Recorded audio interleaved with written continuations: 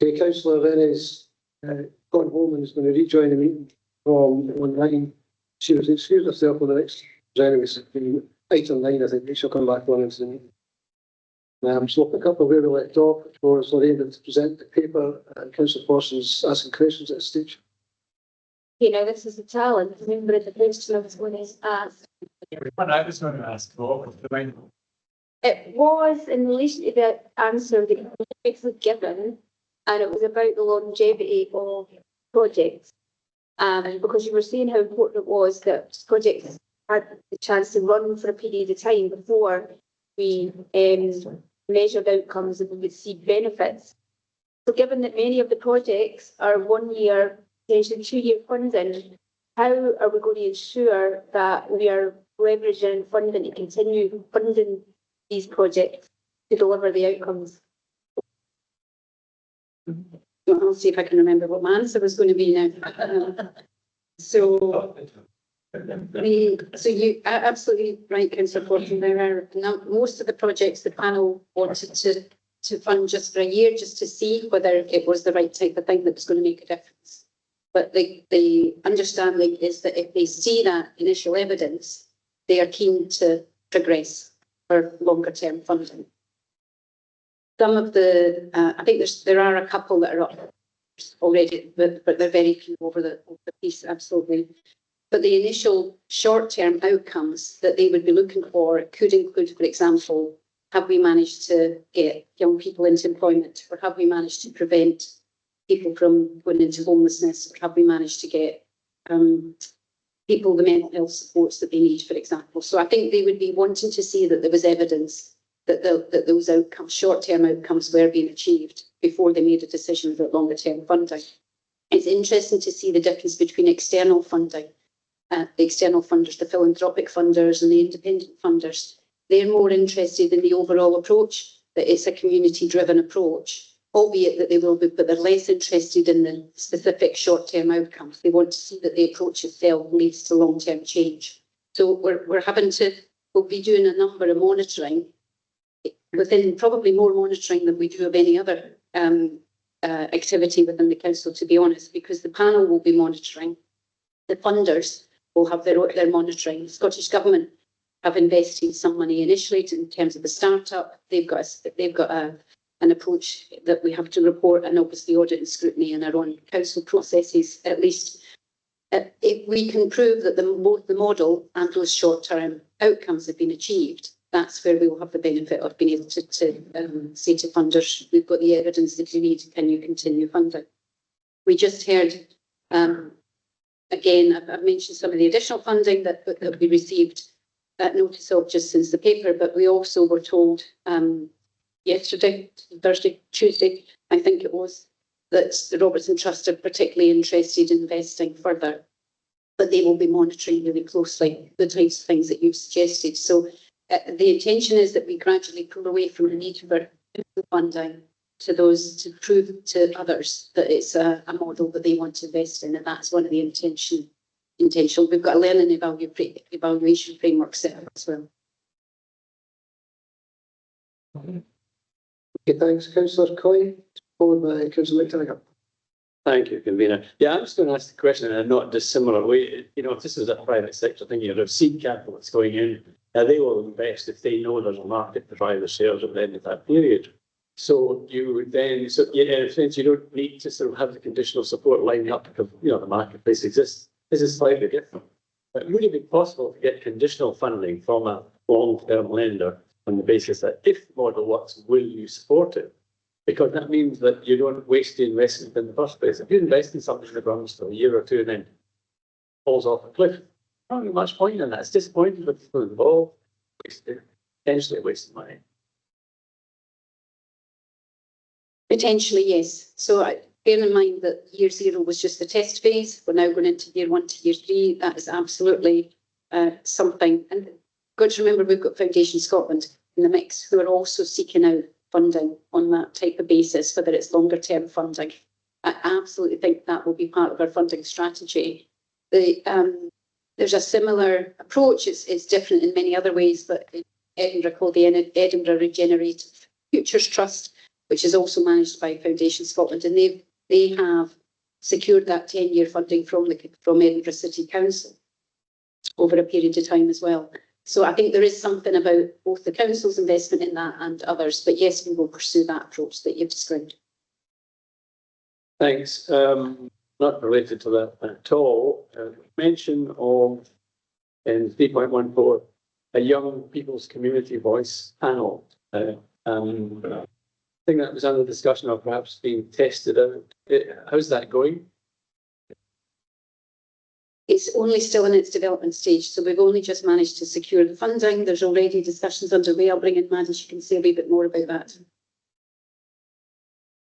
So in order not to duplicate things work that's already going on, we have gone through existing channels that already exist, all the forums in existence. We just got our responses at the start of this week for the young people to tell us what are the sort of things that they want to start considering making decisions on.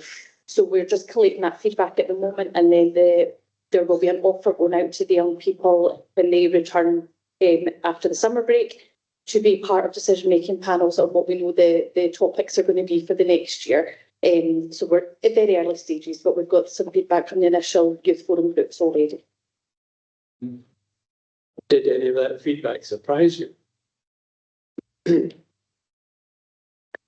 No early indications around along the same similar lines to what we're seeing in the Planet Youth feedback as well. It's about feeling safe in your communities and what's available.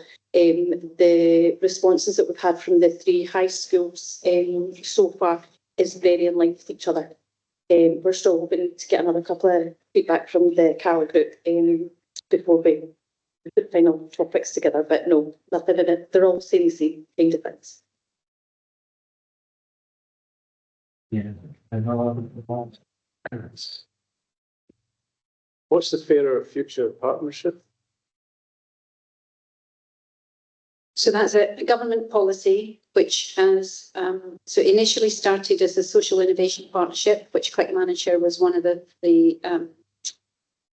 few. There was only 3 authorities at the early stage: ourselves, Dundee, and Glasgow. Dundee and Glasgow were called the Pathfinders, and we had an independent name as the Family Wellbeing Partnership. So that preceded what is now, so that model, based on the evaluation of what had happened in Clackmannanshire, Dundee and Glasgow, informed the Scottish Government to take forward a wider approach across a number of additional authorities. So that number has expanded from 3 to 8.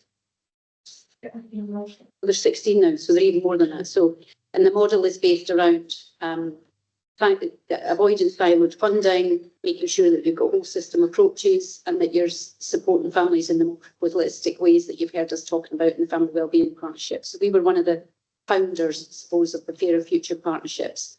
But as Veronica's just said, it's expanded. And there is a small pot of money comes with that from the Scottish Government to the authority. And all of that money doesn't go into the transformation space, but some of it has been put into the transformation space. Some of it funds some other areas of work, for example, Columba 1400. Can I ask you to look at page 67? At the top of the homeless prevention, £200,000 was invested, blah, blah, blah. But I just wonder where the 97,406 came from. Am I missing something? So that money came from the Rapid Rehousing Fund within housing, which is specifically aimed at preventing homelessness. Rapid rehab. Thank you. And it was topped up by Invest to Save. So it wasn't just that amount of money from. The investigate element was at 200. So it was 100. So it's 200 from the Rapid Rehousing and the 97,000 from Invest to Save. Now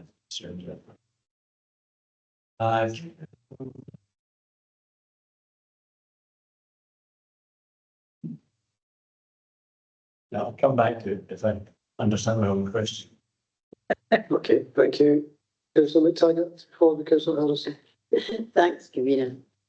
Lorraine, You've already answered one part of my question about how we're going to successfully monitor the success or failure of these projects. I'm just wondering, firstly, how much support will we be given the success? I'm saying successful because at lobby the success, I suppose, is relative. The successful projects to move forward into a more sustained future. And secondly, how do we identify and prevent duplication? Because I know that the paper that a lot of them are kind of saying similar things and expecting certain outcomes which have a lot of similarities. So how do we prevent that becoming a duplication of each other? You're absolutely right to pick up on that, and we've been very conscious. I'll bring in Maddie because she knows the work that Foundation Scotland have been doing to support the organisations to come together to avoid that duplication, and some of the work that she's been doing within the council. Before I do that, there's also the Make It Happen Fund, or the grassroots organisations. We've also got support from our CLD team to support their capacity and to support their development, which is a kind of quite bespoke to those organisations just starting out. So the aim of the Make It Happen Fund is that you've got your grassroots organisations, but those who have potential to grow into something much bigger, we will support them if they're interested, and some of that support will come from the CLD team. And we've also got support from some of the infrastructure around the transformation space set up. I'll just bring in Maddie in terms of the work that Foundation Scotland and she's doing. So Foundation Scotland have been bringing all the funded organisations together on a intended to be a quarterly basis. We're doing it more regularly than that, just with the volume of new funded organisations that have been coming on just in the last couple of months, bringing them together to meet each other, find out exactly what their projects are and how they can work in partnership together. That has been really well received by the funded organisations, and we're now at the point that the last round of funding, where they all met at the press release, actually came to us and said, can we work together because we want to do that? So we're starting to change the mindset and see that the organisations are wanting to work together. They don't want to duplicate. They are keen to add additionality and capacity to each other, and we'll continue to support them to do that. And some of the work that PwC will be helping with will help strengthen that a little bit as well. Thanks for that. Thanks, Jim. Councillor Harrison. Thanks, Chair. Just probably a slightly different fact. So reading through the report that was produced, I really like that. Like when there's kind of evidence and there's people being asked questions, and it looks to me like there's been greater collaboration between teams and across kind of directorates. Would that be fair to say? Is it making things a bit more efficient within the council as well? Absolutely. I think that's partly why it sits within the Be the Future transformation programme, because it's part of the target operating model that we will do that. And I think across particularly Kevin's directorate and the work, and see where some of the funding's coming from. So it's not all from the Wellbeing Directorate, it's right across the council. But there has been considerable support from corporate services as well, in terms of, helping us with the finance of the legal situation and procurement considerations. So I think it sits within the TOM, and you're absolutely right to pick that up. So I would agree, Councillor Nance. Thank you, Councillor Harrison. Yeah. Councillor Coyne, do you want to come back in? Thanks, Kevin. Support for women and girls, just a clarification on an expression here. It's to helping young people explore and challenge gender norms. The alarm bells going off in the head. Is that about the roles that men and women play in normal life? Is that what you mean by gender norms? The tradition that the man leads and the woman follows, or the woman does the wishes. What's your mouth out, Councillor Coyne? And the men dig the garden. Is it those kind of gender norms we're talking about? Are we on page 69, Councillor Coyne? Is that I think it's the stereotypes as well as some of the more negative norms that can also exist in terms of women have to be, women are coerced or girls are coerced into certain types of behaviour. So it's that full range. So it's negative as well as some of the more kind of traditional norms that you're suggesting. Thanks. I'll do it in a moment. Sorry, Councillor Quinzel, is that what you said? Well, I have another one marked up on this, quick, whisk it down to it, see if I can remember what it's about. And then. Yeah, page 89, which is, the reports, page 70 number report. I have it, yeah, I'm not making a comment to ask. Especially. Talking about, skills transfer, I was thinking that a skills transfer is needed here. Councillor Coyne, could you, your mic on? I'm looking at what I was about before. Yeah, so we're on page 89, and which is 17 of the actual, of the document. And I'm making a comment here that a skills transfer course is needed, just having read through that section, so that the continuation is skilled up. We don't constantly teaching all the time that skills. Does that make sense? If I'm understanding your question, it's in relation to the community voice panel, the skills that they need. Yes. Yes, so absolutely. I think we're building the voice panel all the time and they're becoming more skilled. But the whole nature of the approach is to be community led, and you want a cross range of people who will have a different skill set. So it's about how do you make sure they've got the right skill set to be able to answer some of the questions that I've just been answering today, and that they understand and they're not jumping to rash decisions without evidence, things like that. So that's part of what we've asked PwC to do with some of the panel members, as well as the organisations, but also Foundation Scotland to continue to develop those skills within the team that they've got wrapped around the transformation space. In terms of over time, I think we've been pretty impressed over the year as to how quickly some people have built up that skill set, and then they're helping others within the transformation space. Does that answer your question? Yes, it does. Thanks, because I've noticed from some of the narrative that was in there, some of the panel members have been complaining that they felt they're being rushed into things, have to do things that they weren't capable of, etc., etc. And that was a shame, because you can kill off talent at an early stage if you don't address that. So I'm just keen that there was a mechanism being developed to ensure that they were ready for the job. They had their pilot's license before they were given the air. Do you agree? I agree, that's part of the strategy. Okay, thank you. Thanks both for the paper. Councillor Paulson to move. Thanks, convener. This report marks an important moment in the development of our transformation journey. For the last few years as a council, we've spoken a great deal about public service reform, prevention, community empowerment, and doing things differently. And I think what this report demonstrates is that those ambitions are now becoming a reality. The transformation space was established to test a different approach, one that places communities at the heart of decision making, focuses on prevention rather than crisis response, and seeks to improve outcomes by listening to those with lived experience. 1 year on, we can see a tangible evidence that this approach is working.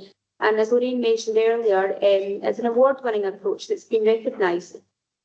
More than 60 local residents are now actively involved through the Community Voice Panel, helping to shape priorities and direct investment.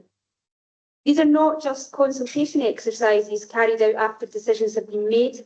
These are local people helping to make the decisions themselves. And that represents a significant shift in how public services can be designed and delivered. We can also see some of the impacts that this investment has already made. Over £800,000 has been awarded to projects identified through community priorities, and these include support and work to prevent homelessness, improving mental health, support for women and girls, employability, and tackling some of the root causes of inequality. Importantly, those investments have been informed by the people who know about these challenges best because they experience them every day. I think what is particularly encouraging is that this work is about much more than just distributing funding. The transformation space is helping to build confidence within our communities, it's strengthening local organisations, it's encouraging innovation and creating new partnerships across our communities. but also across voluntary and private sectors. The independent learning report highlights growing community participation, stronger collaboration, and increasing evidence of a shift towards preventative approaches that recognise the interconnected nature of poverty, mental health, housing, and employability. And I think that's exactly the kind of whole system thinking that public sector reform needs. I'm also encouraged by the recognition that Clackmannanshire is receiving national recognition for this work. The report highlights growing interest from across Scotland in the work being undertaken here, with our transformation space increasingly being viewed as an example of community-led public service reform. And that's something of which this council, our partners and our communities should be very proud of. The paper also demonstrates our ability to attract additional investment in Clackmannanshire. Alongside council investment, further funding has been secured from Foundation Scotland, private donors, charitable partners and businesses. That external confidence is important because it reflects confidence in both the model and the outcomes it's seeking to achieve. Although I do think we should recognise that this does remain a journey, the independent learning report identifies areas for further development, and that includes strengthening evaluation, supporting innovation, and ensuring that successful projects can become sustainable over the longer term. That willingness to learn, adapt, and improve is one of the strengths of the programme, because public service reform is not achieved through a single initiative or a single funding round. It requires continuous learning and a commitment to doing things better. I think what this report does show is that the foundations are now firmly in place. The Be the Future target operating model, the Family Wellbeing Partnership and the transformation space are increasingly aligned around a common purpose, and that's improving outcomes for our residents by working with communities rather than simply delivering services to them. I think I've said in previous papers, the choice facing local government is not about whether change will happen, but whether we shape that change. And I think most people will agree that Clackmannanshire has never been a council that waits for others to determine its future. Despite our size, we've consistently shown a willingness to innovate, collaborate and lead. And I think the transformation really does continue that tradition. So the report provides evidence of progress, it provides evidence of impact, and importantly, it provides evidence of opportunity. And by continuing to invest in this approach, we are investing in stronger communities, early intervention, better outcomes, and a more sustainable future for public services in Clackmannanshire. And for those reasons, I'm pleased to move the recommendations within the report. Okay, thank you. Councillor Hamilton to second. Thanks, Convener. Yeah, I welcome the progress that's been made over the last year, particularly the way communities have been given a genuine voice in shaping investment and supports, and the success in attracting additional exciting and innovative funding into Clackmannanshire to support local people. As this continues to develop and we learn from our experience, it's important that this investment is considered alongside the wider work of the council and their partners, so we can clearly identify what is making the biggest difference to outcomes for people and families, and continue to target resources where they will have the greatest impact. For these reasons, I am pleased to second the paper. Okay, thank you. Paper's now open for debate. You wish to debate the paper? No? Okay, so the paper asks us to note the progress of the Clackmannanshire transformation space and deliver voice-led transformation, to note the investment that's been made in Clackmannanshire through the transformation space to improve outcomes for residents, to note the findings of the year zero end year learning report, and to approve the continuation of the Clackmannanshire transformation space for a further 3 years up until March 2029, and approve the transfer of identified council funding from 26-27, subject to the revised legal agreement at the transformation space, which is noted in 3.17. We're happy to approve. Thank you.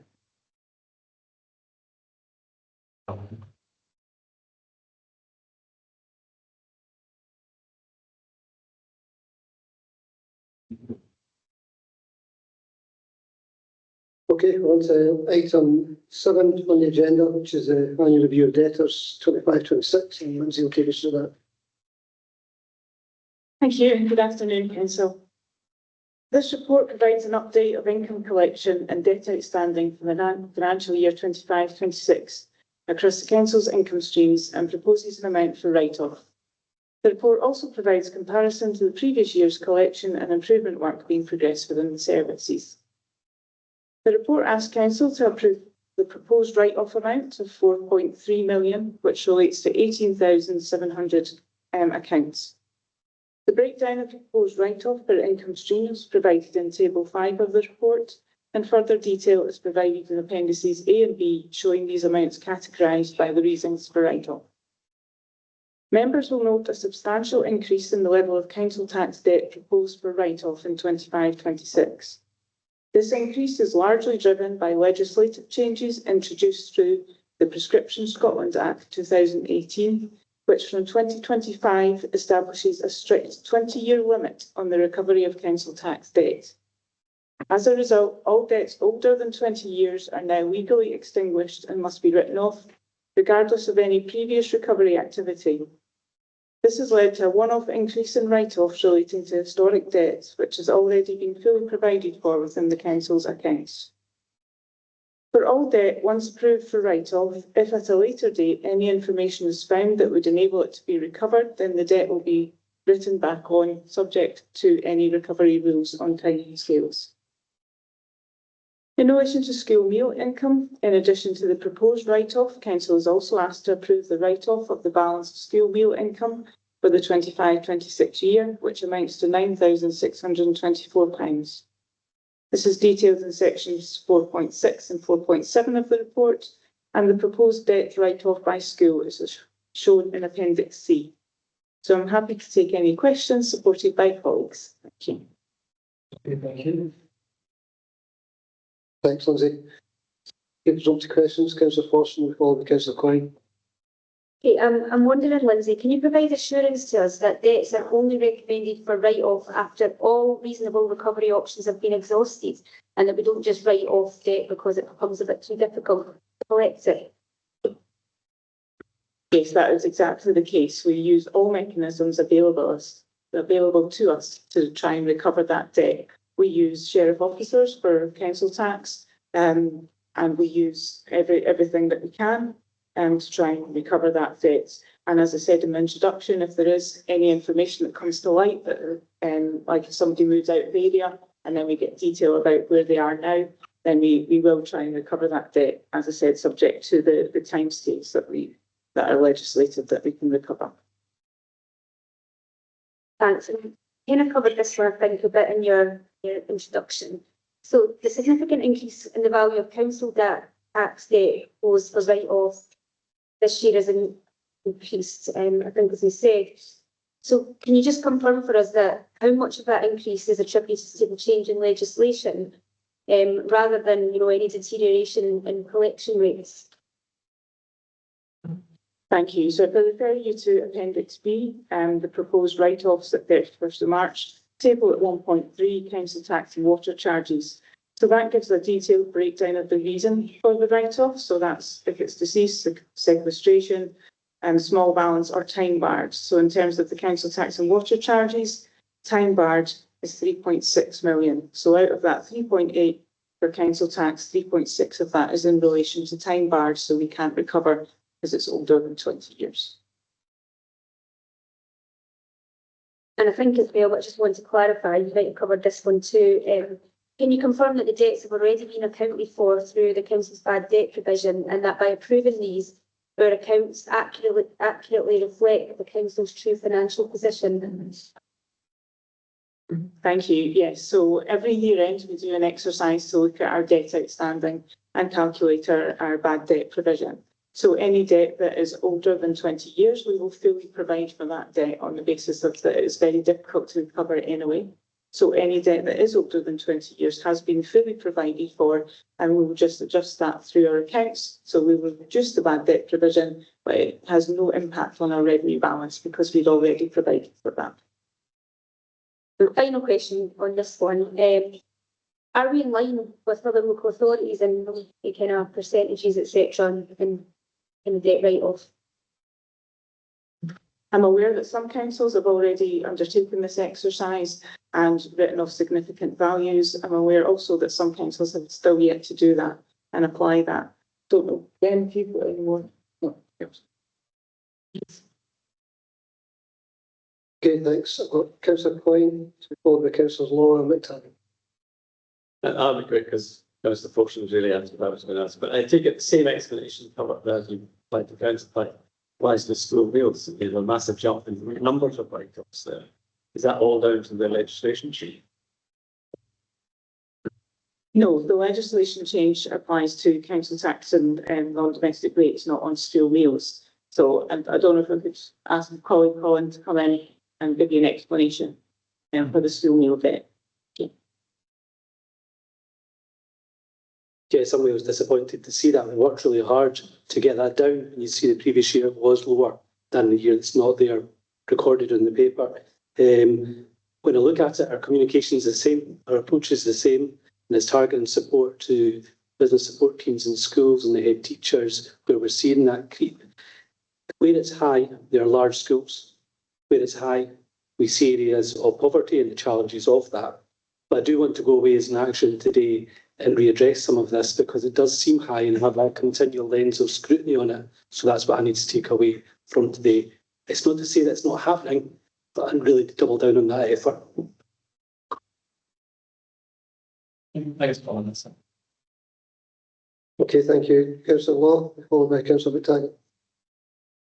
My question also did relate to school meal debt, just because I think the ones that have done, there's been quite a substantial jump, so it would be interesting for that. As Colin said, he's going to come back, so I'm happy with that.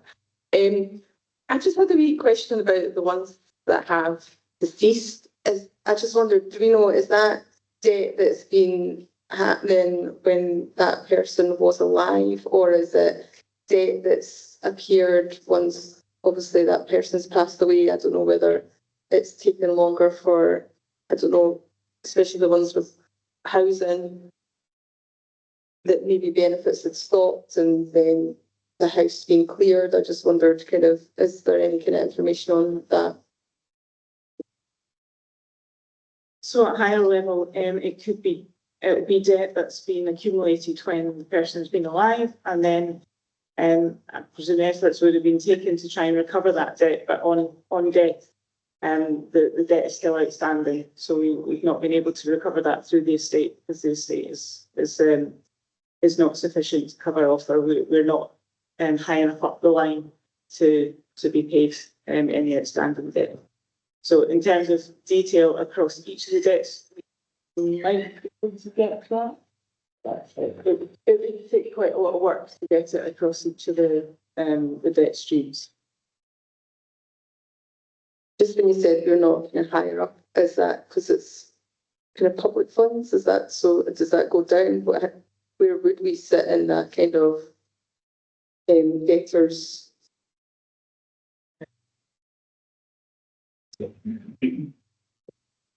So when you're dealing with estates, there's layers of debt. So things like if you had a fixed charge on your property and there's a mortgage, they rank first, and so on and so on. And then you get to the bottom of what's there, and that what ends up that the debt is gone because it's been consumed within the other monies that have been due that rank in front of us. Yeah. Thanks, councillor McTaggart. Thanks, convener. Lindsay, is there anything that we could have done differently between the time that we were made aware of this legislation and the time that some of our debts reached the 20-year mark, that could have maybe brought in further income for the unpaid debts? So rather than sort of wait till it's 20 years and then write them off, was there something that we could have done in that period better to recoup that money?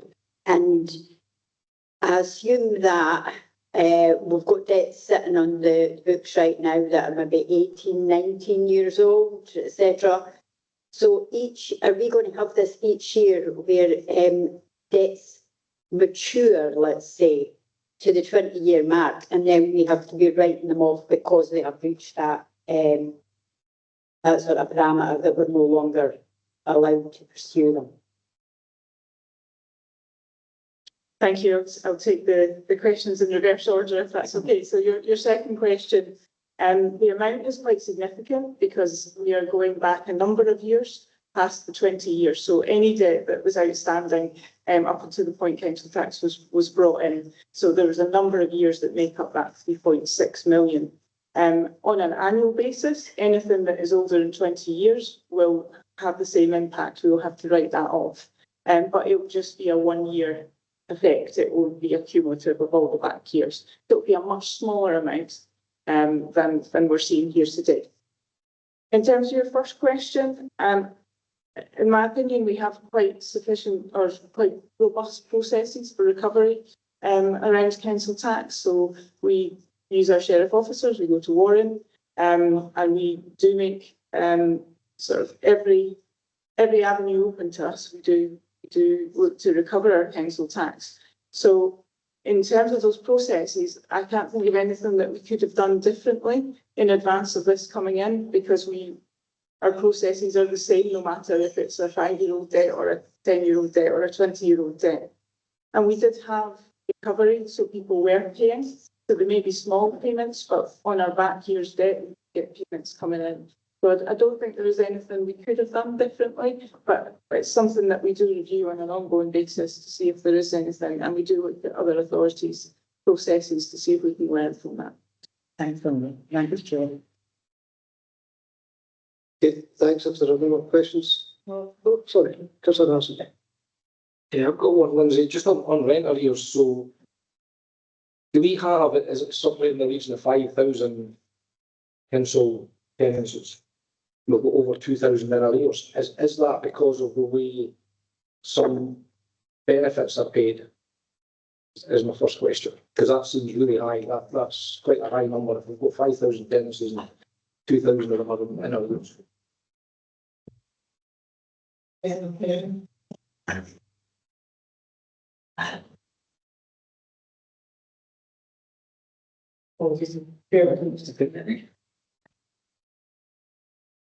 It's on page 120.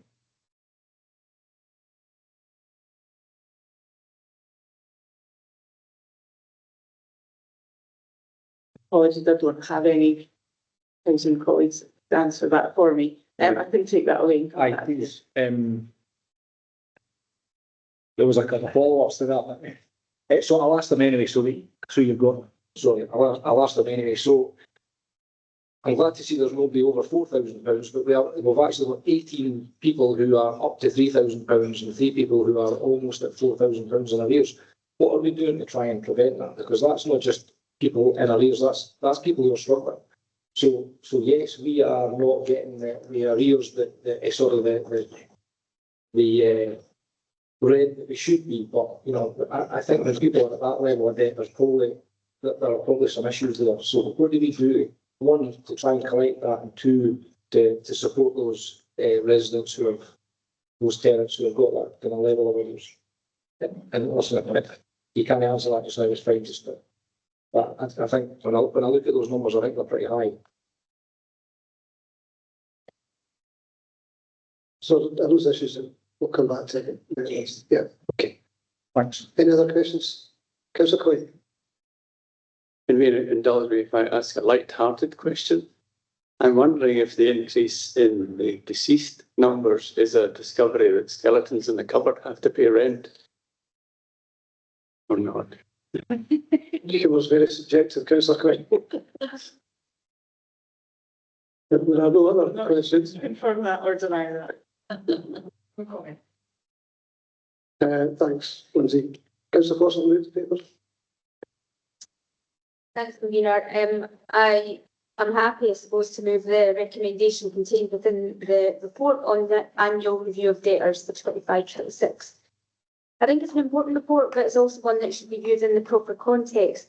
Every council, every public body, and in fact every organisation that provides services on credit will have a level of debt that proves impossible to recover. The question is not whether a recoverable debt exists. The question is whether there are robust arrangements in place to pursue recovery wherever possible and to account properly for those debts when recovery is no longer achievable. And I think that's exactly what this report demonstrates. The Council continues to make comprehensive arrangements for billing, collection and debt recovery across a wide range of income streams. During 25-26, invoices and bills totalling more than £94 million were issued, with strong collection rates continuing across council tax, non-domestic rates and other income streams. And I think while the focus will naturally fall on the proposed debt write-off of 4.3 million, it is important to understand the reasons behind that figure. The overwhelming majority of the increase compared with previous years is not the result of a deterioration in collection performance, but it reflects a change in legislation relating to the prescription period for council tax and non-domestic rate debts. Councils are now legally required to write off debts that are more than 20 years old, regardless of previous recovery action, and as a consequence, a significant number of historic council tax debts have reached the point where they can no longer legally be pursued. Indeed, of the 4.3 million proposed for write-off, around 3.8 million relates to these council tax debts. The vast majority of them are historic debts and have become time-barred under the revised legislation. The report also makes it clear that debts are only proposed for write-off after appropriate recovery activity has been undertaken and where there is no realistic prospect of collection. In many cases, this relates to circumstances such as deceased debtors with no estate, bankruptcy, dissolved businesses, untraceable debtors, or debts that have prescribed no law. These are situations that every local authority encounters and which require appropriate accounting treatment. I think it is also equally important to note the positive aspects of the report. Council tax collection remains strong at over 96%, non-domestic rates collection remains close to 96%, and housing rent arrears have reduced overall, and housing benefit overpayments continue to fall. These figures reflect a great deal of work by officers across finance, revenues and housing to maximise collection while supporting residents facing financial difficulties. I think this report therefore demonstrates two things.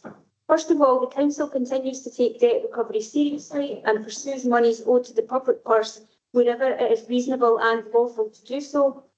And secondly, we are completely transparent about those occasions where debt is no longer recoverable and must be removed from the accounts in accordance with legislation and established accounting practice. This is not an indication of failure, it's an indication of responsible financial management. So while this is a routine part of good governance, it is also important. It ensures that the Council's accounts accurately reflect the financial position of the organisation and that members continue to have a clear oversight of debt recovery performance across all income streams. And for those reasons, I will move the recommendations contained within the report. Okay, thank you. Councillor Lindsay, second. Let's give it a happy for second. Thanks. Paper's now open for debate. In wish to debate, Councillor Coyne. Thanks. Yeah, on the premise that the 2.12 write-off of 4.3 million has no impact on our accounts, is merely a note of what's happened previously, and that there will be actions following up on 2.13, as said by Colin, and I'm happy to support the paper. Given those assurances that there will be action on it, I don't think, and this is not a hole in the boat as far as our current accounts is concerned. Okay, thank you. Any other contributions? Councillor Forson, do you need the opportunity to sum up? I'll be happy to note and approve the paper. Okay.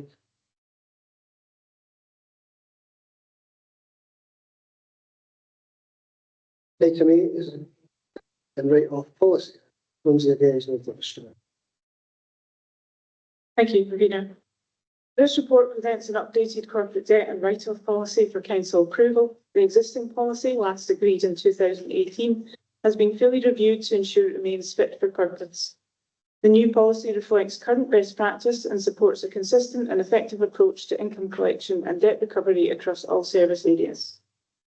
Key benefits of the updated policy include a more consistent and transparent approach to debt recovery across the council, improved early engagement with customers to prevent debt escalating, and enhanced support for vulnerable individuals through a more person-centred approach. The policy also promotes flexible payment options, strengthens governance and accountability arrangements, and helps minimise the level of debt requiring write-off. In addition, policy wording has been reviewed and simplified to improve clarity and accessibility for both customers and staff. I'm aware that council has previously asked for a track changes copy between the old policy and the new policy, but due to the nature of the changes in this report, it would be extremely difficult to follow. So as such, I've provided an additional handout detailing the changes for each of the areas, which I'll go through in brief for you just now. So the key changes, as I've said, the updated policy retains the core principles of the 2018 policy, but strengthens them significantly through improved governance, a stronger focus on early intervention and customer support, enhanced clarity and accessibility, and closer alignment with modern financial management and equality expectations. So the new policy is a more customer-focused approach. It has a stronger emphasis on this early engagement, support, and person-centred approach to debt recovery. On prevention and early intervention, there is a clear focus on preventing debt escalation and improving repayment outcomes. There is enhanced governance and transparency through stronger controls, clearer rules, and improved reporting arrangements. There's an improved write-off framework, which has more robust criteria, clearer processes, and a stronger audit trail. The policy refers greater support for vulnerable customers, so it identifies that we will provide links to advice services and provide more flexible repayment options. It's a clearer and more accessible policy with simplified wording and improved communication for customers and staff. And it has a stronger equality and partnership focus.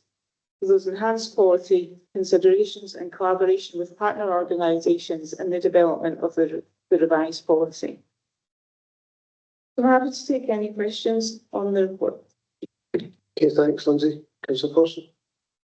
Yeah, Lindsay, I wonder if you can confirm that the updated policy has been benchmarked against current best practice and reflects any legislative and operational changes since previous policy was approved. Thank you. So it has thoroughly been reviewed and reflects our current processes. And as I said, in the introduction and the changes, there are a lot of areas that have been strengthened to ensure that that is clearer for both staff that are implementing this policy and how they conduct the engagement with customers, and also for customers to realise how we expect to be treated by the council and what options may be available to them in terms of if they're struggling to pay their debt. Just building on that last part there, I mean, the policy is obviously seeking to maximise income collection and to protect public funds, but can you give us assurances that it also contains an appropriate level of safeguards to ensure a fair and proportionate and, I suppose, really person-centred approach for residents who might be experiencing financial hardship or vulnerability? Thank you. It is a difficult balance because we are protecting public funds. These are funds for the council and taxpayers' funds at the end of the day. So we are making every commitment to try and maximise the income we get in from those charges. But yes, recognising that there may be additional support required to individuals to help them pay that. So we have payment arrangements where we look at the level that they could pay on a weekly or monthly basis to repay it based on their current income situation. We issue reminders for council tax, and we reach out and give a line of communication when we send out just yeah, so for council tax bills, when we issue them, we have a leaflet signposting. So if anybody is struggling to pay, then we notify them in those leaflets and give them signposts for them to contact. Or if they do contact and make that aware for us, we can signpost them when they contact us as well. So we are doing everything to try and balance that position, recognising that people may need additional support, but we'd rather get repayment plans in place than have no contacts and people suffer in silence. And you, Councillor Forson? I've got another question. Just thinking about the changes to like the legislation, particularly for council tax and the other, I suppose, periods of time before debt is written off. When we're putting payment plans in place, and we're putting payment plans that, you know, I suppose align with that, those periods of time. So if we're putting a payment plan in place for like 5 years, but we know in 3 years' time that debt will be written off, would we, you know, amend in a adapt that to cover the plans? Thank you, yeah. No, I know what you mean. You would look to recover over the time period, so the repayment plan would need to be an amount that when you take it in that total period adds up to the total outstanding debt. So, yeah, so for council tax, that's not something we've had to consider previously, but now we have the 20-year hard stop date, then we will have to look at those repayment plans. And similarly, we will look across our other debt streams if there are any hard stop positions. I think I'm right in saying on other areas of debt, if you have a payment plan in place, then it can extend beyond that time period. But with council tax, this legislation doesn't allow you. Thank you, councillor Coyne. Thanks, Convener. Lindsay, in the life, A debt from being incurred to being written off at some point along there, the accounts will take the hit, then it will be transferred into provisional. What's the policy about when you do that? When does that, when do the accounts take the hit?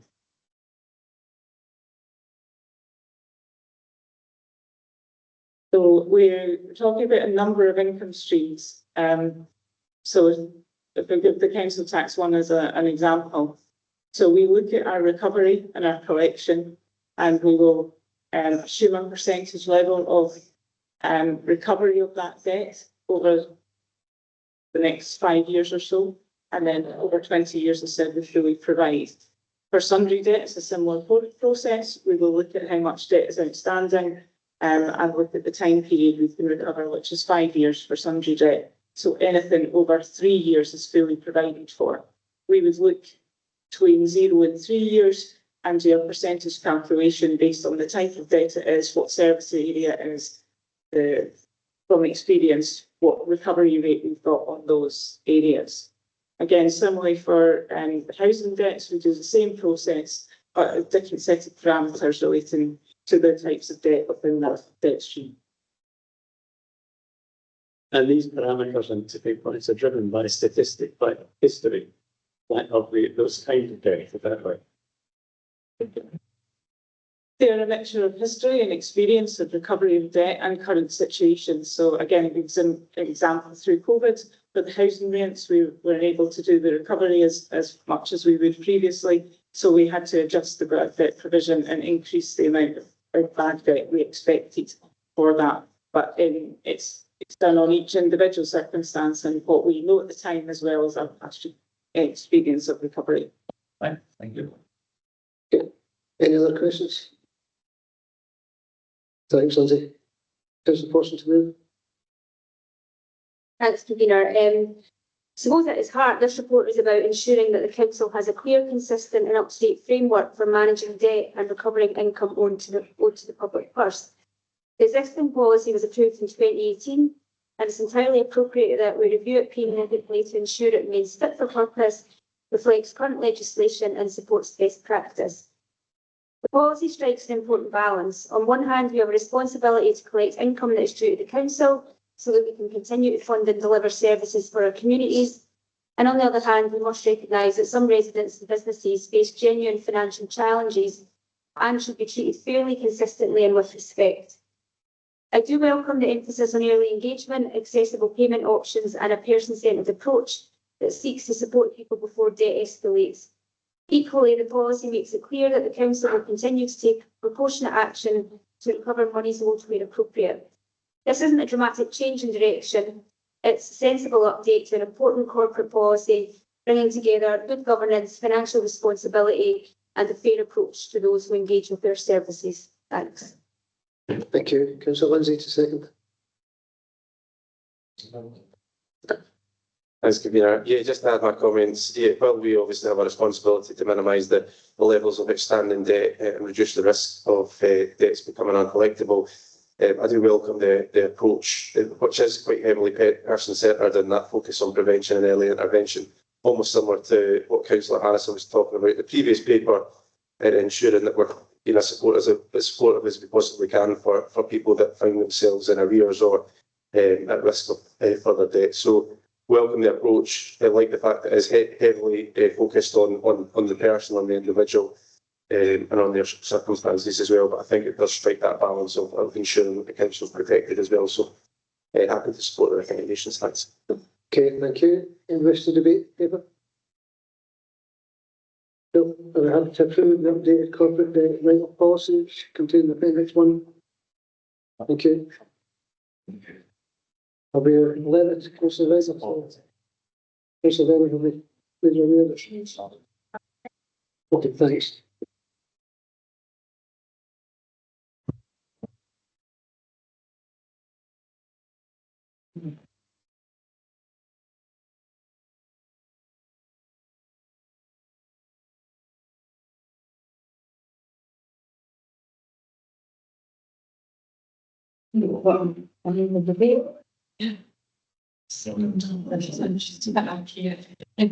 Okay, item 9 is the local growth fund investment paper. Kev's going to take us through this. Thank you very much, Kieran. Members, the paper before you is in relation to the local growth fund investment. It's a fund that was published or in 23rd of March 2026. That replaces the UK Shared Prosperity Fund that we previously received as an individual council. The new makeup and how this fund has been allocated across regions within Scotland. For us, we fall within the Forth Valley. This is an area where there is no set regional partnership in place, this type of work, which to be able to progress and accept and access this fund, we are required to take forward collaboratively with our neighbouring partners at Falkirk and Stirling. And I should say that there is a paper, a very similar paper, being presented to both those councils today. This fund will replace what was your UK Shared Prosperity Fund and is required to take forward in that regional basis. We were required to undertake a submission by the 29th of May, and obviously that date has passed, but a provisional paper has been submitted to UK Government on that date, subject to Ulster Council's agreeing the direction going forward. In terms of the approach, the UK Government have requested to take forward that there needs to be an accountable body to take responsibility for the fund in discussion with the Chief Executives of all three local authorities. Falkirk Council has been nominated to take that work forward. And a bit of background, colleagues, that's because of a number of other regional pieces of work that are taking place, of which you're leading on some. So to spread the capacity around. There is an allocation, or there's a portion of the fund can be utilised to support that work, and that's outlined in paragraph 3.10 of the report. Members, the money that we are being allocated for the Forth Valley Local Growth Fund is outlined in section 312 of the report. I think it is worth highlighting that the total quantum there is less than what the total quantum of the UK Shared Prosperity Fund was between the three councils. And there is also a significant change in how that has been allocated, predominantly now featuring capital funding rather than revenue funding that was set up within the UK Shared Prosperity. As outlined in paragraph 317, there's a package of support and documentations in relation to this work in terms of assessed outputs and outcomes programme. And a draft investment plan is outlined in section or appendix 2 of the report. I would like to highlight it is just a draft and subject to change by members. The three key priorities that this work has been played under is outlining the paragraphs 318, enabling local growth infrastructure, business support, skills and employment. And appendix B contains the financial forecast in those areas.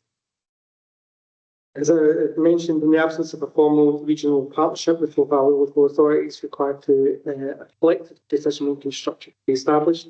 And it's recommended as part of section 321 that the Chief Executive works with Chief Executive of Falkirk and Stirling Councils, as well as the main political group leaders in Clackmannanshire, to determine the Forth Valley-wide decision-making structure to assist the implementation of this fund. Governance arrangements for the fund will be brought forward to Council as part of proposals to establish a regional partnership in the autumn of this year. And the report also outlines some of the work undertaken in terms of consultation and engagement, which was a requirement as part of our submission for the fund. I'm more than happy to answer questions you may have. Thank you. Okay, thanks, Kevin. Councillor Forson. Thanks, Convener. Kevin, to what extent is the content of the investment plan being shaped by priority requirements set out by the UK government as opposed, I would say, to our local priorities and those emerging through our regional economic work? So there was guidance issued by the UK government in terms of where some of the parameters would be. We have obviously engaged with a number of stakeholders and trying to feed that in within that aspect of it. And we officers have come up with a draft implementation plan. I really want to emphasise that aspect of draft in terms of making sure that we had a placeholder in for the submission. And UK government are very aware that that is subject to agreement by the constituent partners, which is all state councils. In which case, then that can be developed and shaped to get absolutely trying to like more local dimension. So, would you, I suppose, agree that this draft plan and the report reflects a pragmatic response by the three Forth Valley councils to a funding programme, geography and timetable determined by the UK government, and that the challenge we're going to have to face is to ensure that those arrangements are adapted as far as possible to meet our local needs and priorities? Yes. And should the investment plan be approved by the government, what scopes are going to be over the next 3 years to refine the priorities in response to our emerging local needs and opportunities? There will be, as I've mentioned in the introduction to the report, that it is a draft. There is an expectation that there will be refinement in the work. Certainly, we're already into the year one, and the submissions were given as very, very broad-based headings for years 2 and 3, for which there will be further refinement and work in terms of how we shape that. Councillor Coyne. Yeah, just following on from that, if the UK government is prepared to accept a draft plan and later on for that to be amended, what was the point in submitting a draft plan in the first place? I mean, you were given a ridiculously short amount of time to put it together. A lot of it's got to be, not nonsense, but turn out not to be practical. Thank you, Councillor Coyne. In terms of it, it was very much a challenge, and I think that reflects the unique situation that we find ourselves in the Forth Valley, that we don't have that kind of partnerships where they did exist elsewhere. And I think that was maybe not necessarily taken into full consideration when the guidance was issued. So you're not worried that any big changes to the plan will compromise or threaten the award in any way?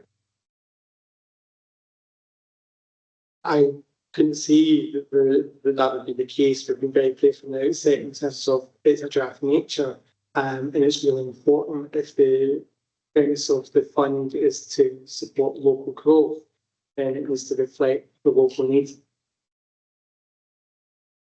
And if you had not submitted this draft on time, would that have disqualified you? I don't know. No more questions. Okay, thank you. Councillor McTaggart. Thanks, convener. Kevin, we've said this replaces the shared prosperity fund, but it doesn't replicate it. There are big differences. Can you explain what that actually means to Clacks, what these big differences mean to Clacks? And also, if there's likely to be competition between the three local authorities, I mean, we'll all want the best for our area, so is there likely to be a bit opportunity to look at Clacks as the poor relation? Thanks. Thank you very much for your question, Councillor McTaggart. In terms of the couple of elements, there's a significant difference in terms of the funds. One, there's less money overall. And two, the difference between capital and revenue is quite significant for us. a lot of our services over the last few years for UK Ships is relied on the revenue in terms of supporting employability growth. In that sense, there will either be a need to rethink how we deliver some of those services going forward as that revenue money becomes really tight. We need to really consider whether some of them can continue. So there will be difficult decisions ahead of us in that space. In terms of the other question, sorry, the competition. So yes, I can understand that aspect of it. I think the important bit is where we advocate in terms of the money, the quantum in the region is spent on need, of which could potentially be opportunities. And I think it's really about us making sure that we're putting forward our case as best as we possibly can in that space. Because a significant investment in our areas certainly will help the broader improvement within the region quicker. Can I just come back on one point? But sorry, Nikki. Man. Sorry, I was just going to add to that we've discussed that very issue as well between the 3 council leaders and the 3 chief execs. Once we do have a regional economic partnership structure in place, there's something about how we look at the area as a whole, look at where the priority need is, and then allocate funds in line with that need, as opposed to particularly focusing on the individual boundaries of the councils. You've sort of answered a bit of what I was going to ask. And do you think the fact that we're going through the collaboration stuff right now, that it might be useful for this fund specifically to look at where our priorities are very, very similar and where we have similar needs and demands on particular services and point that fund in that direction rather than silo it into the different local authorities? I think absolutely. At the heart of some of this work in terms of local growth and whilst it's separate, it's absolutely interlinked in terms of the work that we're developing around our regional economic strategy, which is a joint position between all 3 councils within the Forth Valley, and looking at where that commonality is round about this area of investment as well. So I see that certainly being an enabler around about some of that works that we're trying to progress and advocate within that development of the regional economic strategy. Thanks. Thanks, Jim. Okay, thanks, Councillor Watt, followed by Councillor Harrison. Earlier we were discussing about officer time taking things. I just wondered, because I can see on here that there's obviously costings for like a program manager, but I just wondered how much time, officer time, has been spent putting this together and how many officers were involved, because I think that's actually important to kind of quantify that as well, because I think also for the public, because you see a lot of things saying, oh, there's so many officers, but how many people were involved in this and the time that's taken to do projects like this? Thank you, Councillor Law. In terms of this, there's been a small group of officers between all 3 councils working very closely and linking in with the chief exec, with the leader of the council, in terms of development over the last number of months. In this sense, it has been quite an intense piece of work. But over and above that, there's been a range of different engagement sessions which have involved officers from other sections of our council and other councils in terms of feeding into that consultation and engagement. So quite a significant amount of effort has been put in place at such a short period of time. As I said, also in terms of how that also builds into what we're doing around about regional economic strategy and regional economic partnership. There's been significant investment by officers and those same members in terms of trying to progress this at pace. And I take it that time and that spent, but we won't get the funds back to replace all that time. Okay, thanks, Councillor Harrison. Thanks, Kevin, so we've established that the Local Growth Fund is less money than we were awarded in the past from the UK government. At the same time as the Local Growth Fund, the UK government's other flagship programme was Pride in Place, which was £280 million to, and I quote, 14 of Scotland's most in-need communities. How much did Clackmannanshire get from that? Zero. So based on those two programmes that have been announced, one's reduction and one's giving us nothing, is that making it more difficult for Clackmannanshire Council to provide the services that we would want to provide? Sorry, that's maybe a bit of an unfair question. Ultimately, because there's less money involved and the change in which the money is allocated, it will make things difficult for us. It may also reduce some of the services that we had in the that we've had currently in that sense. So yes, it will make things more difficult for us in terms of that direct delivery. Thanks. Okay, thank you. If there are no other questions, thanks. Sorry, Councillor Coyne. Yeah, and just looking at the split between CapEx and the revenue side, is looking at what they're listing here as the kind of ways those might be invested. It seems to me as if they're actually asking you to find people who've got the ideas already and half the training, but they don't have a warehouse, so they don't have a plant. And you're being asked to sort of set up the infrastructure. There's your toy box, now get on with the game kind of thing. So you may be looking at in a different direction now that you might have been doing before, when you were looking for businesses that were at an earlier stage of development and needed help with training. Now you've got semi-mature businesses that just need a step up. Is that right? I think very much that there's a different focus now in terms of it that does require us to pivot more in terms of the delivery. Yes. Okay, thanks, Kevin. Councillor Forson to move the paper.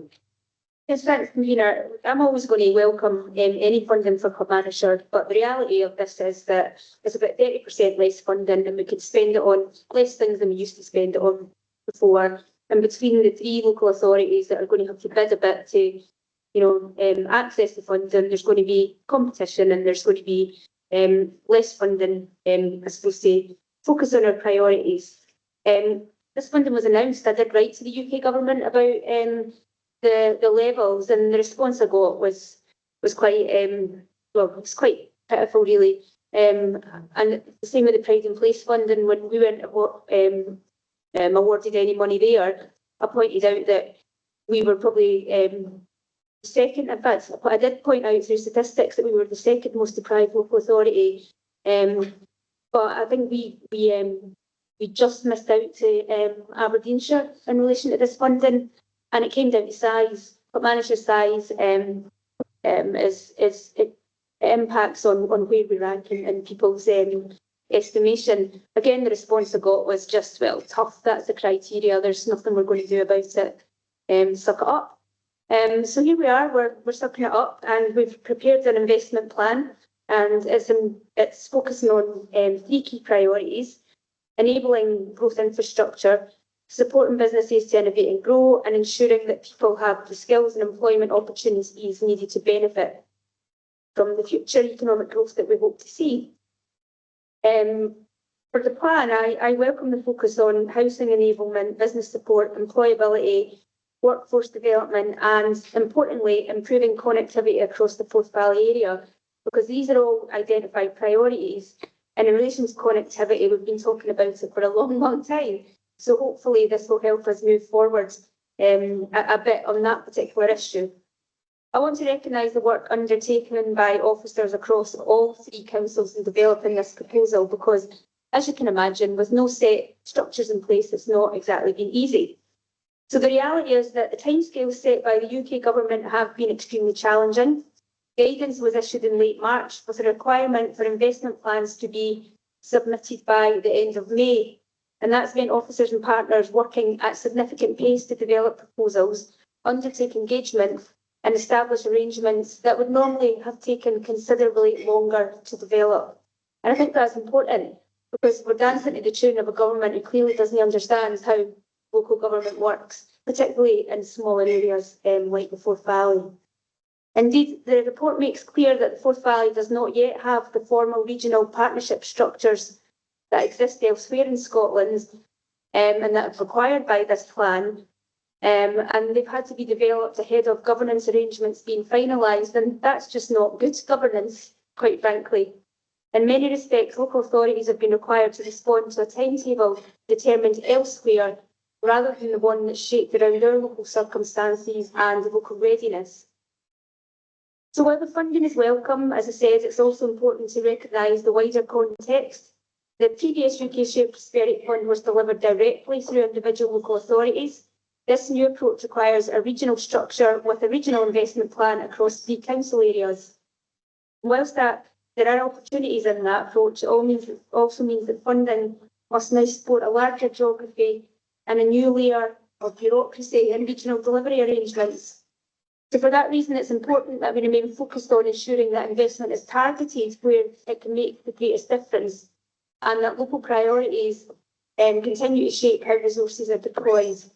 So overall, I think this report represents a pragmatic response to the circumstances that have been put in front of us.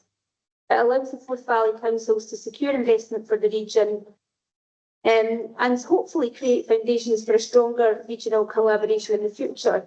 The challenge, though, we've got now is to ensure that these arrangements deliver tangible benefits for our communities, our businesses and our residents. And that's going to be difficult because there are less overall. So pragmatically, and with a bit of reluctance, I'm going to be moving the recommendations contained within the report. Thank you, Councillor Harrison, the second. Yeah, thanks, Davina. Yeah, well, it is always good to be awarded grant funding, and it is always welcome. The devil is in the detail. The UK Shared Prosperity Fund was a 3-year, £2.6 billion programme to replace the EU structural funds that sadly were done away with as well, but that's a whole other story. In December 2024, the new Labour government announced a 1-year transition for 25-26 with a 40% budget cut in Scotland from £124 million down to £75.9 million ahead of a new programme for 26-27. In June 25, the UK government announced a new 3-year local growth fund to replace the UK Shared Prosperity Fund, maintaining Scotland's budget at a level of £75.9 million, so a 40% reduction. The way that funding has also been restructured so that it is more heavily weighted to capital than revenue makes this even more challenging, as a large portion of the revenue fund was used to fund employability and economic development programmes, including funding for team members, which are a valuable resource within local communities. This was actually raised at Causeway Economy Board as well, and probably one of the very few things I've seen coming up there. It was pretty unanimous across all councils that it was an unsatisfactory fund, and because of the split between capital and revenue, that was most unhelpful as well. Causeway did make representation to the UK government, but like Councillor Forson, the response wasn't a positive one. Notwithstanding the level of grant funding available, we do need to make the most of what is allocated, and I do believe that the plans that are set out in the paper do that. So yeah, I do second the paper, and I thank everybody who's been involved with it. Okay, thank you. The paper is open for debate. Anyone wish to debate the paper? Okay, so the paper asks us to note the introduction of the local growth fund. Falkirk and Stirling councils will also require to approve the draft Forth Valley Local Growth Fund investment plan. Note government's arrangements for the plan for the growth fund will be brought forward to council as part of proposals to establish a regional partnership in autumn of this year. Note that Falkirk Council will act as accountable body for the administration of the fund, and note that if recommendation 2 is approved and Falkirk and Stirling councils approve the Forth Valley Growth Fund investment plan, officers will submit this to the UK government for approval. That we're going to approve is it 2, which is agree with draft Forth Valley Local Growth Fund investment. Thank you.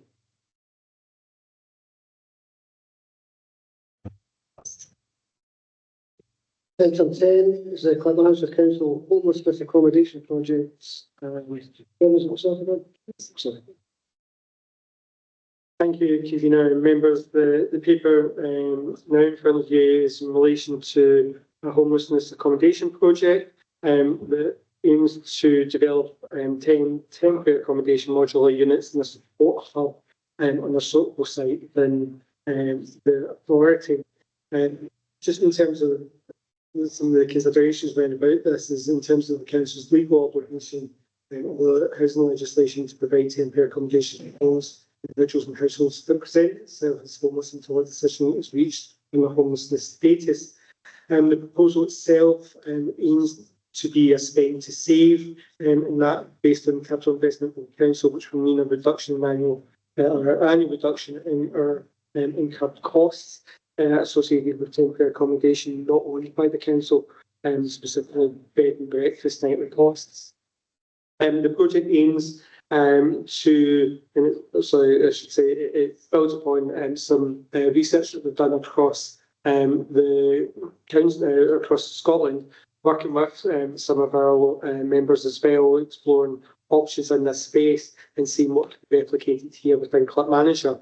The business case that is attached within this particular paper looks to develop, as I said, that those 10 modular units that would be based around about a support hub where we can support those who are on a homeless register to access accommodation here within Clackmannanshire and move on into a more homely permanent setting and ultimately try and reduce our ongoing costs in this area.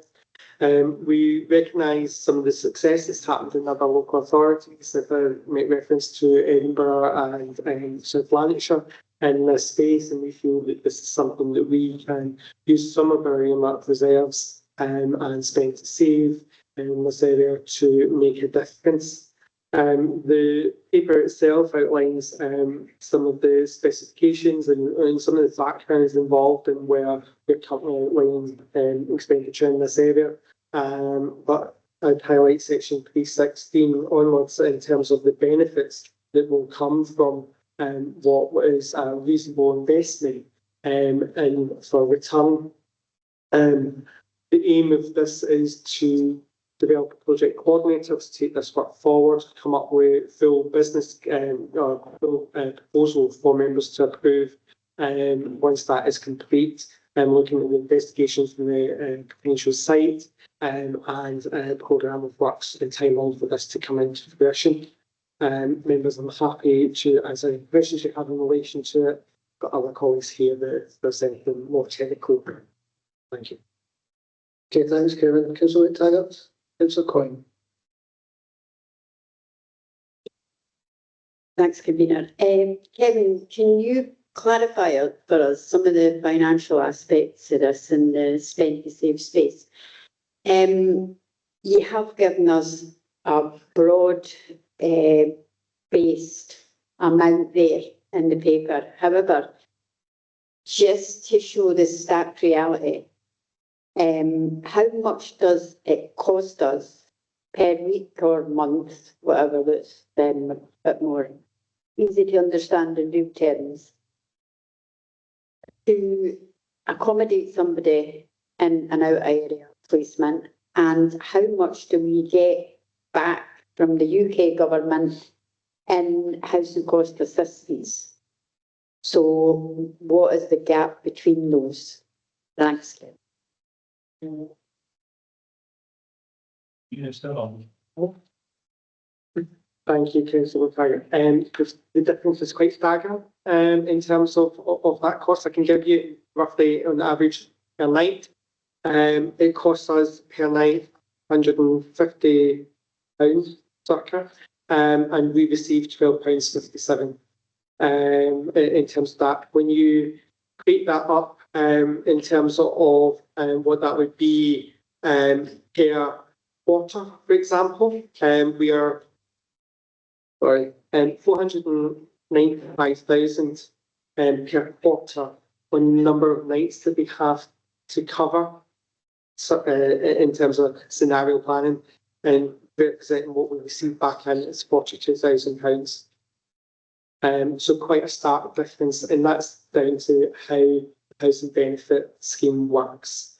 In that sense, we only receive £88 thereabouts per week per household in terms of out-of placements, and most, as I said, our average cost per night For outlet placements, it's £149. Going back in.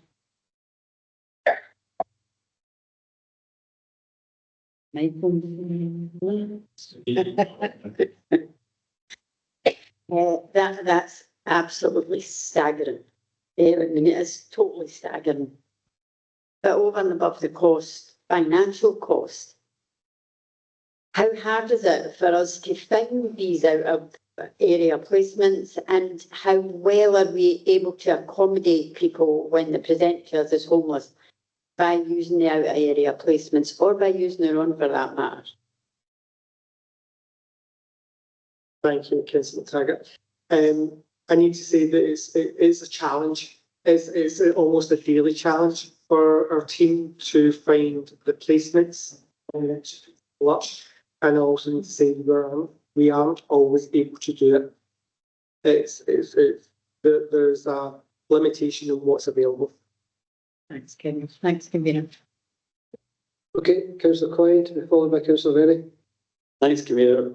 Given that these are temporary, in a sense, units compared to standard buildings, does that mean that they're no longer capital expenditure where they come out of revenue? That's question one. Question two, does it give us greater flexibility on the sites that can be chosen for building because of that nature, rather than worrying about foundations and flooding, etc.? And thirdly, are there any planning implications for deciding to go down this road? Thank you, Councillor Coyne. I always ask really interesting questions. In terms of the response, in terms of they will be assets. So when they're saying temporary, they can last for a number of decades. In that sense, the temporary nature means that they can be lifted and laid in different locations over that span of period. In that sense, there is more flexibility in terms of how we can utilise them, but they will need the natural services that other developments will need, like wastewater, etc. In that sense, and power supplies all properly done. In terms of planning requirements in that space, I'm sure there will be need for some sort of planning application in that space, and that's part of the development work that will be taken forward in the next phase. Yeah, but that does the fact that they're lighter, therefore the pressure per square foot of ground, does that enable you to have a wider selection of sites you can choose from? And if that's the case, are there multiple opportunities for doing or replicating this idea? Or, because on the savings that were identified by Jane there, or through Jane's question, this is obviously less repeating if it works, is it not? Thank you, Councillor Coyne. So yes, it is easier in terms of what we need to do to establish them on a site, and gives us more options in that space. The second question that you have is, this is our test bed, and we're really keen for it to be a success, and we will take learning from this. And if successful, we'll be coming back to council to try and advocate for more of them. Thank you, Councillor Berry, followed by Councillor Coyne. Thanks, hold on. Thanks, Convener. Sorry, I couldn't unmute there. It was just a question regarding, I know they're one-bedroom properties, and I've had a couple of people inquire in the past about just being located generally outside the area, where it was people who were concerned that when they were located in a single property, they couldn't get access to their children overnight. And that made me reflect on the fact of people who are fleeing domestic abuse. And I would presume in those circumstances, if they didn't want to go to a refuge as such, that there'll be other alternatives for them within the homelessness sort of allocations. Thank you, Mina, and thank you, Councillor Rennie. They are one-bedroom units that we are looking at present for this initial test, and we do have a number of applicants within our homelessness register who would benefit from those types of accommodation. There is scope to look at 1- and 2-bedroom units going forward, and in that sense, that may be something that comes out of the learning of future development pods in locations in terms of the learning from this. Thank you, Councillor Rennie. Okay, thank you, Councillor Quinn. Thank you, Amina. Just a quick question then, if we're going to be spending your £80,000 per units, it's like, why is it preferable to build these rather than just buy properties off the shelf instead? Thank you, Councillor Quinn. So I think it's important to say we do buy off the shelf. We currently buy off the shelf, and that is part of our programme and our approach in terms of developing our housing stock here within Clackmannanshire. The challenge with buying off the shelf, however, doesn't add any additional capacity within the authority because it's the same number of houses in total. This is actually looking to add more, and it's probably a more affordable and sustainable approach. But it isn't the only thing that we're looking at in terms of our approach within this area, if that's helpful. Okay, so it's 65, but it's adding, we're adding more stock essentially. So it's having a mix of both, but we're doing this to add more stock at the same time. Yeah. Okay, thanks. Okay, Councillor Harrison. Thanks, Convener. Kevin, as well as the actual units for people living in, what else do we get with this? Thank you. As I make reference in the report, there's a support hub that goes alongside this, so it'll be the 10 units plus the support hub. The support hub, we intend to have a concierge in there 24/7, so there will always be somebody on site to support, not a security, but to support. And the aim is also to work with other partners, particularly those within the third sector and within the alliance, in terms of what other supports we can wrap around our tenants in these units, because our aim is to support them transition into sustainable homely homes that are permanent. Thank you. Thanks, Kevin. So it's actually more than a home. So as you mentioned, we are buying off the shelf accommodation, but this is more than that. This is a full support system, because my understanding is that some of our homeless people are people who we see regularly. We find them accommodation, they lose that accommodation for various reasons, and this will help them to try and become a stable home, get them into that kind of stability, rather than just giving them an accommodation and they turn up on their door another 6 months later. Absolutely. I also see it as being another opportunity to help some of the transitioning folk into homely homes that are permanent, in that sense, and wrapping support around them in that transition into their first home.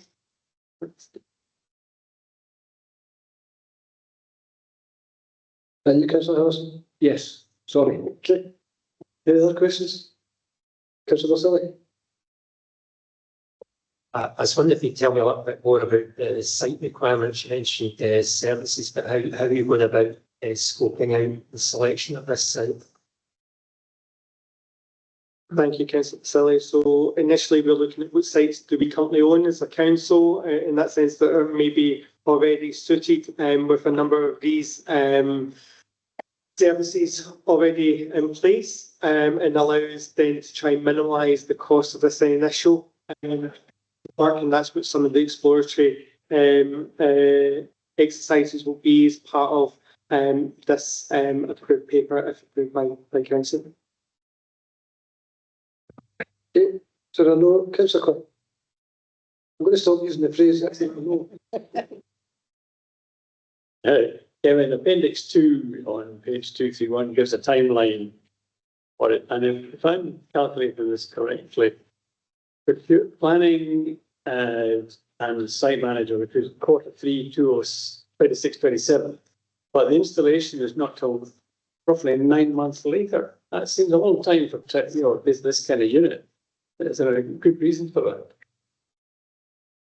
Thank you, Councillor King. So the units are built off-site and brought in as part of that process. So in terms of the timeline, that's what we're currently working with in terms of planning and get that ready. So once we've got everything ready to go, we would aim to the aim is that they come almost ready, installed and connected. I get, I agree, but given that the units come in a flat pack, basically, you can order them any time you like. So they could arrive on site the day after you finish the groundworks, in theory. So it suggests that the groundworks are taking 9 months, and I'm misreading this. I don't think you're misreading it. I think we're giving ourselves 9 months to do all the exploratory works, make sure that everything's in right, and then if we need to get like the electricity connected in, the time spent to be able to do that, and that can take at least 3 months in itself just to get that connection approved and made live and things like that. So we're giving ourselves enough time so that we're being realistic in terms of when this will actually come on board. So to some extent, it's governed by utility companies, so willingness to leap into action. That's just one example of some of the work that we're looking at, and we need to do some site investigations as well in that space, and too. So it's a mixture, Councillor. Okay, thanks, Kevin. Back to the paper. Thanks, Convener. Thanks, Kevin. As noted in the paper, we have a statutory obligation to accommodate those individuals who present to us as homeless. But it's a stark fact that, being such a small local authority, we lack the capacity to meet the growing demand. We just don't have availability, which results in out-of-area placements that are not only costly, but that are not in the best interests of the applicants. These could be in houses of multiple occupancy and are far from ideal should the applicant have complex needs or requires local support. We urgently need to work towards a solution and a better way to provide accommodation for our homeless applicants. If agreed today, this paper will be the very first part of the process to work towards a better and more sustainable outlook for our future homeless delivery model. The proposed units are described in the paper as nest houses, which they are, but can assure you the term does not do them justice. Councillor Harrison and I, together with a few housing officers, visited the factory where these are made. And the design, the build and attention to detail is quite incredible. They're compact, but they lack nothing inside, and so much thought has gone into them. We also visited the site where the model proposed in the paper is currently operating, and the level of support offered is exactly what people need when they face homelessness.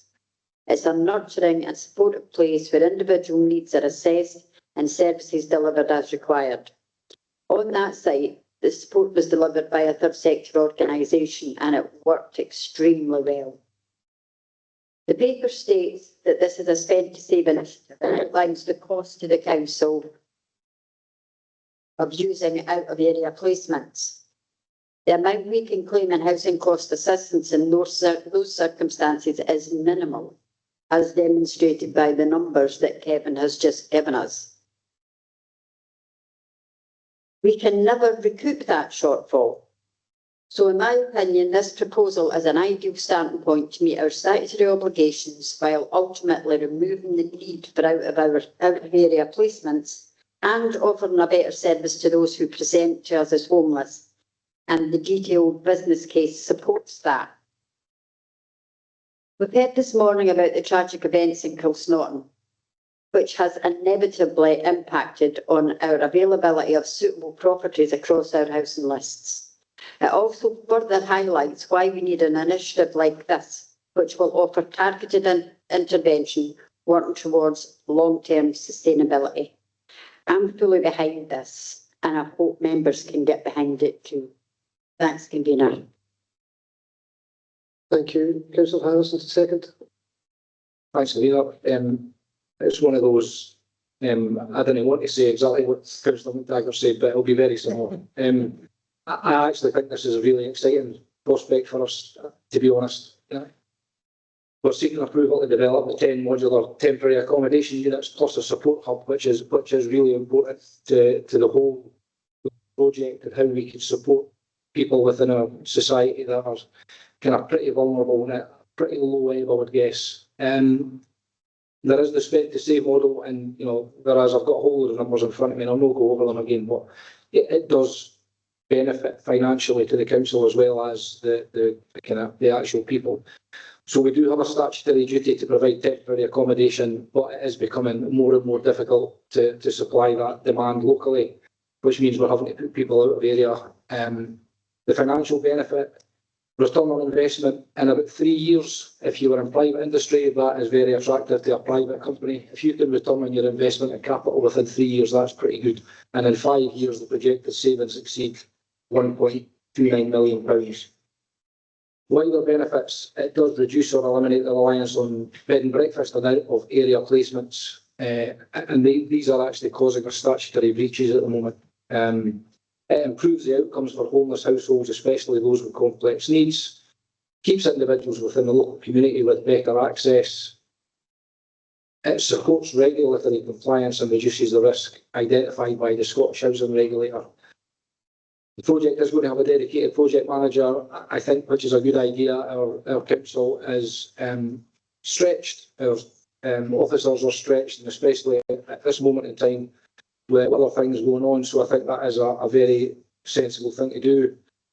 There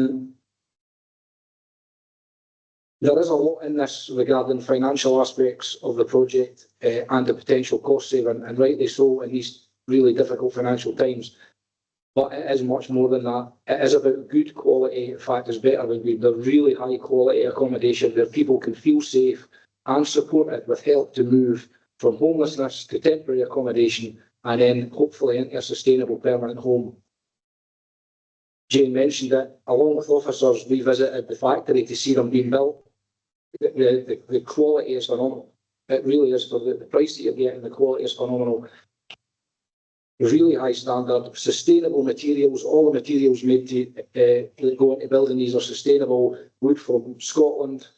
And we also visited the site in Granton in Edinburgh to see the facilities. And after speaking to the staff and residents there and hearing their stories about how these units and the support network around them have had such a positive impact on their lives, there's no doubt in my mind that this is a huge opportunity for Clackmannanshire Council, and we really should take that opportunity. So happy to say that. Thank you. Okay, thank you. Paper is open for debate. Anybody wish to debate it? Nope. Okay, I'll ask to note the model of homes that have been proposed and the advantages against traditional. Councillor Hartson, it has another engagement. So we're asked to note the model of homes being proposed and the advantages against traditional 3.6. The additional homelessness accommodation provided for in paragraph 3.1, 3.14. We're asked to agree to the recruitment of a project manager to deliver the project, to agree to public consultation on the location of the site, and to agree to the progression of the business case, to submit a request for rapid rehousing funding of approximately £50,000 to support the necessary preliminary work as provided for in paragraph 320. We're happy to approve. I'm going to take a very quick 10-minute comfort break, colleagues. We're almost 2 hours now. So. Almost.